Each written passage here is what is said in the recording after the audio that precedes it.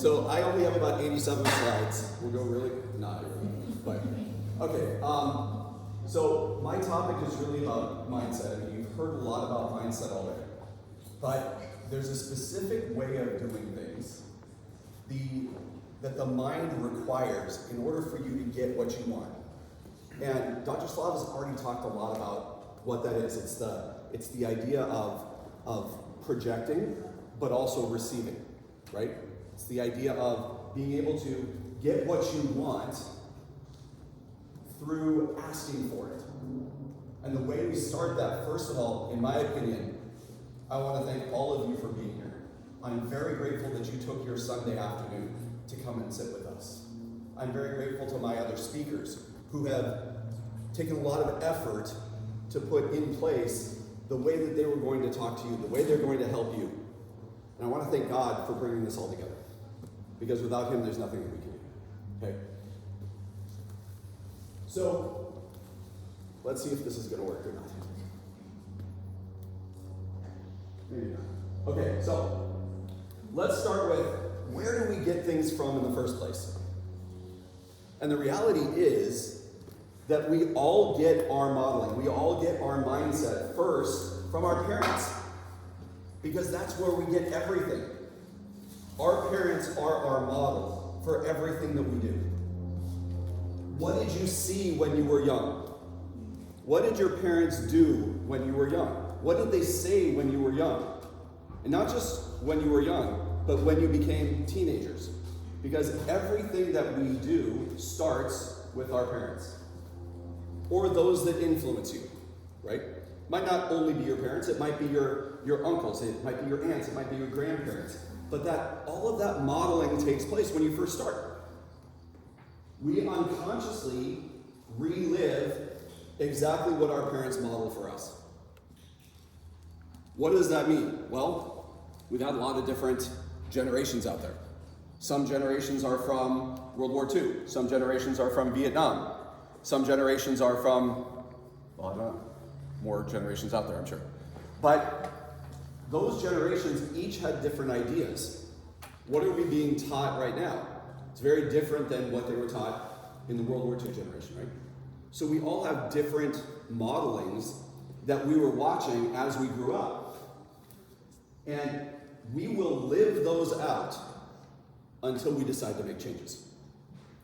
And we have to consciously make that effort, make that choice to make changes. So what happens is, how many of you here would like to be ultra successful? Okay. There's some of you who said no, or didn't say yes. Okay. For those of you who didn't say yes, this might not be the right place for you. But how many of you want to have unlimited money? Okay. We got a few more hands that time. Hopefully those of you who aren't holding up your hands are just scared. Okay, here's the deal. All of us have a thermostat. And that thermostat is what we will return to no matter what happens in our lives. So, let me give you for instance.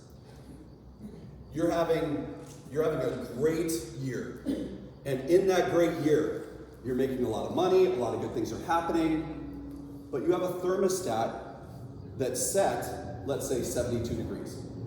Your year heats you up, and you're doing incredibly well. And you're at 100 degrees. Well, what happens in your house if you've got a thermostat that's set at 72 and it's 100 degrees outside? What happens? It turns on, right? It kicks on your air conditioning, and it's going to cool you down. We don't necessarily have to think about it. The thermostat's going to do it. The same thing is happening in our lives.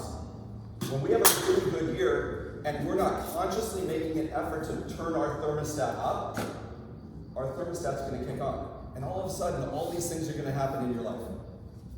You may not consciously know them. In fact, most of the time they're unconscious, but you're going to start cooling yourself down. And all of a sudden, things are getting bad that are going to happen in your life. You'll be like, oh my God, I lost my job and my best relationships, all of a sudden they're breaking apart. Really what that is it's your thermostat bringing you back to that 72 degrees. And by the way, it happens the other way. If you have a horrible year, lots of bad stuff happens, you're going to take yourself and you're going to heat yourself up. So all of a sudden you're having a good year comparatively to get you back to where you started. How many of you in your life have seen anything like this happen? Yeah, I know it has happened for me. So we've got to make a conscious effort to change our thermostat. And that success money thermostat is affected by our blueprint.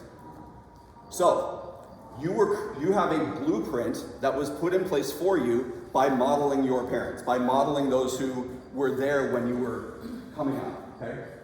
So, what if you want to change your blueprint? How many of you would like to change that blueprint that your parents modeled for you? Okay, good. So here's the thing. It's actually pretty easy. But the first thing you have to do is you have to become aware of what your blueprint is. You have to start thinking about what are those things in my life that I've been doing or that I've been modeling since the first time that I started growing up. Second, you have to understand, how does it affect my life today? What choices am I making as a result of the blueprint that I've got already on board? Number 3, we've got to disassociate. So once you realize what you're thinking, once you realize the path you have in place, you got to say, it doesn't have to be that way. I've recognized what it is. It doesn't have to be that way. And now I'm going to put a new blueprint into place. And here's the funny thing. Generations after generations after generations will still do the same thing over and over and over again until somebody makes a decision to make it different. Give you a story. There's a family and they're at Thanksgiving. And the mom, every year, decides to cut off the ends of the turkey. And she gets rid of them. And then she puts it in the oven and cooks it. And one time her daughter says, "Mom, why do you cut off the ends of the turkey?" And she says, "I really don't know. Mom did." And so they both go to the mom and say, "Mom, you always cut off the ends of the turkey. Why did you cut off the ends of the turkey?" And Grandma thinks about it and she says, "I don't really know. Because my mom always did it."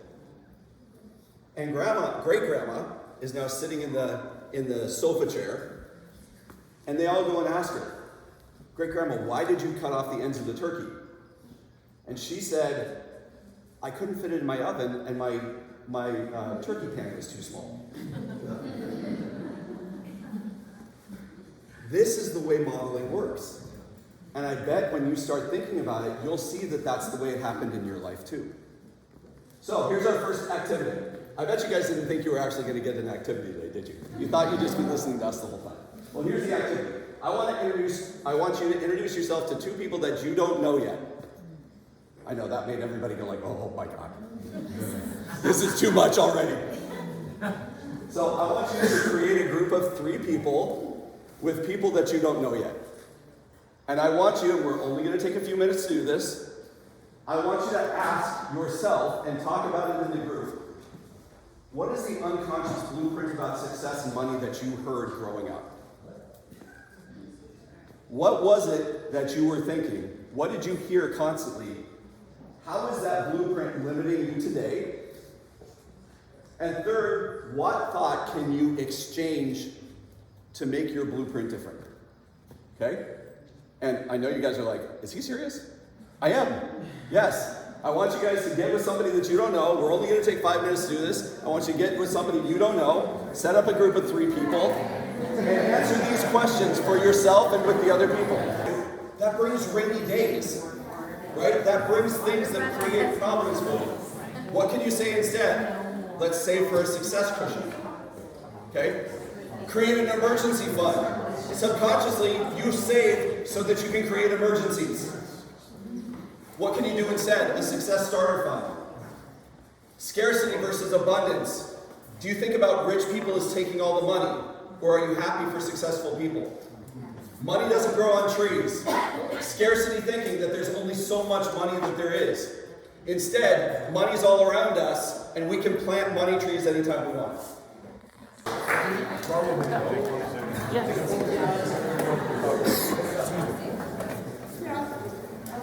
Okay? Let's get hands up. How many of you feel like in just that 7 minutes that you feel like you really found something new about yourself, or the way that you think, or the modeling, or the blueprint that you had in place? Let me see hands. Okay? Anybody want to share something? Well, my parents were kind of like, grab a hold real tight what you have and don't risk anything to get more. That's right. And my theory is, well, I have a little something here, but I don't mind reaching out and grabbing something. Okay, that's great. Anybody else want to share? Just the first step towards manifestation and change is acknowledging it and seeing it. And so, you have these two people you've never met before, and you're talking about things about yourself, and they're giving you feedback. It's just awesome, so that you can hopefully get it out there and now change. Great. Actually, that's good. Yeah. Money's a root of all evil, and we should show forward. That's a big belief I have. Okay, great. Go ahead.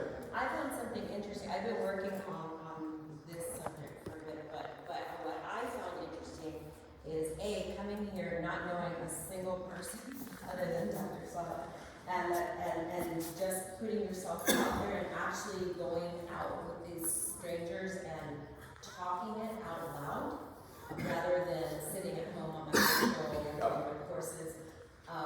Really gave it a whole different feel and perspective, and this vulnerability that I still carry is very obvious. That feeling of, oh gosh, really, do you think that? And hearing other people's as well, speak their truths, and seeing, how much so many of us live in this, and yet we cover it up. 100%.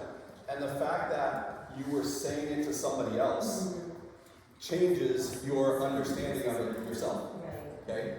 Because just having to vocalize, when you sit at home and you think about it on your computer, it's a completely different experience than sitting down with somebody, having a conversation with them, and actually having to verbalize out loud what it is, right? And really, look, all of this, all that we do is really about framing. Because this is supposed to come up in order, not all at once. So pretend that this isn't here, okay?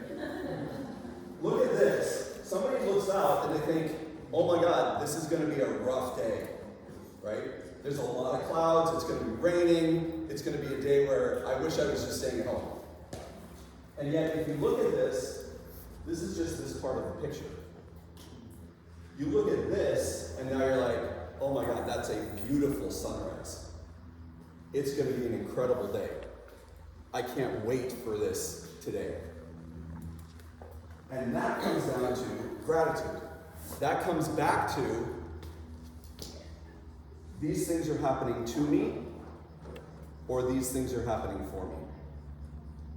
Every single moment in your life, you get to choose your perspective.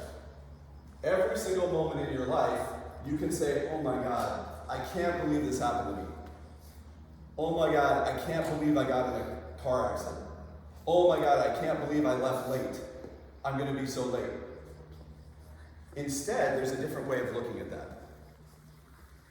If these things are happening for you, I left late because I might have gotten in a car accident. I might have gotten in a car accident because there might have been something much worse had I not. This has changed my life. Looking at life this way has completely changed my life, because I had a lot of things happen to me until I realized they happened for me.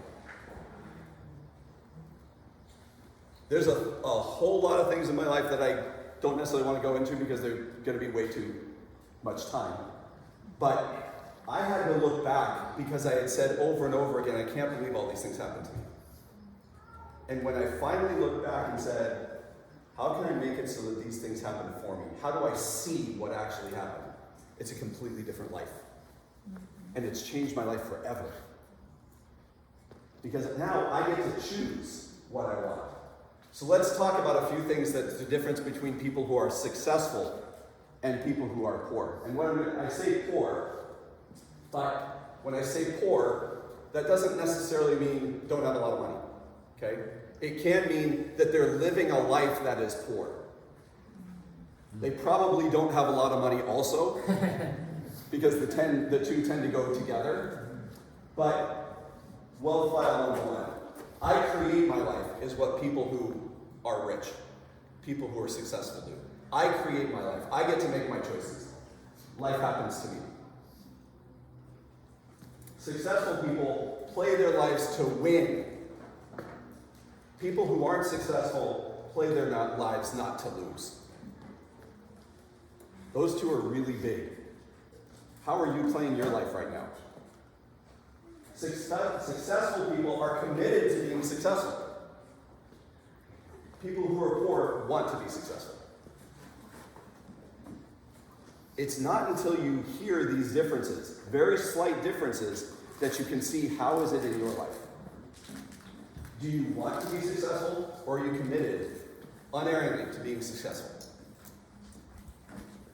Successful people think unlimited.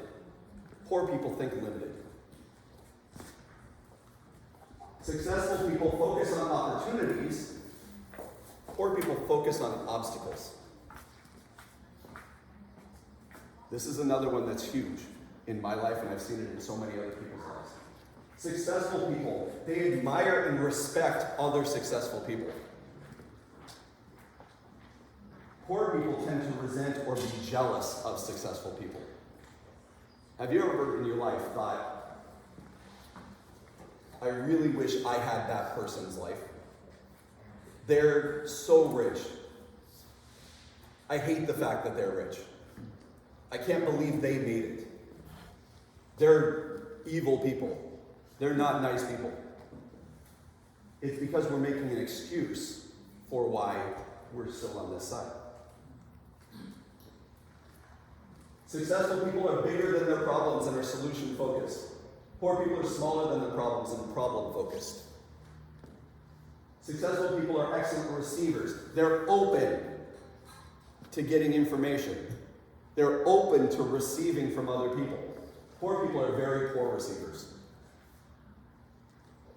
I was listening, it just happened, I have no idea why. I was at church this morning and the pastor was talking about this exact same subject, mindfulness, mindset. And he was talking about excellent receivers versus poor receivers. And he was talking about the fact that, are you open to things like God's love? Are you open to hearing from somebody? He gave an example of, you have two people who go into their boss's office and they get exactly the same report, get exactly the same grades, get exactly the same bonus. And one person is saying, I can't believe that they would treat me like that. I can't believe that he would say those things about me. I can't believe that my boss would do these things. And the other person is saying, I'm so glad that I got these suggestions. I'm so glad that I got this information so I can continue to improve. The difference between excellent receivers and poor receivers.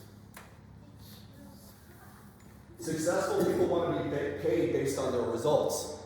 Poor people want to be paid based on their time. Successful people focus on both. Poor people focus on either or. It doesn't have to be one or the other. It can be both. Successful people focus on their net worth. Poor people focus on working income. How much am I making today? Versus how much have I grown? What's my net worth? Successful people manage and invest their money well. Poor people mismanage their money well. Successful people, their money works hard for them. Poor people, they work hard for their money. This is a big one. How many times have you heard, you gotta work hard for your money? Right? People work hard, but they don't have to work hard for their money. They work hard to create a net worth, and they have their money work hard for them. It's a big difference between your mindset of those two. Successful people act in spite of fear, and poor people let fear stop them. How many of you have ever been stopped by your fear of something? And if you don't raise your hand, you're lying. Okay? All of us have. But when you move over to this category, you're acting in spite of your fear. You know you have fear, and that's okay. You're going to act anyways. Successful people constantly learn and grow. Poor people think they already know. It's amazing when I'm having conversations with people. Within the first minute of having a conversation, you instantly know, because you start hearing from the person, oh yeah, I know. Oh yeah, I know. Oh yeah, I know that. Versus, really, let's learn together. Let's raise ourselves to a different understanding. Okay, activity 2. This is the last activity, I promise. From me. Okay, so get back in your groups of 3 or 27. You guys have, I think, here. Okay. Get back in your groups of 3.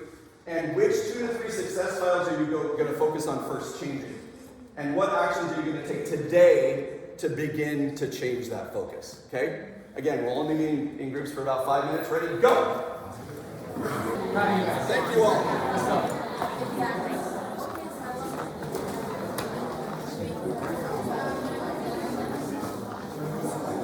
I hope you guys enjoyed this. And I hope you really felt like you took something from it. Okay? I'm not going to go very much longer, I promise.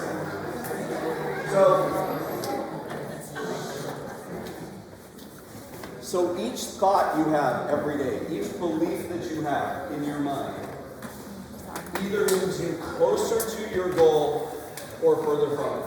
And I mean each and every thought that you have, each and every belief that you have in your life will either move you closer or further.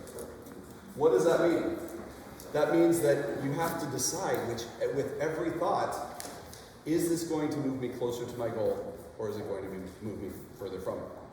I was having a conversation just a few seconds ago, and it's a question of every day means that you have to decide, what do you want that day?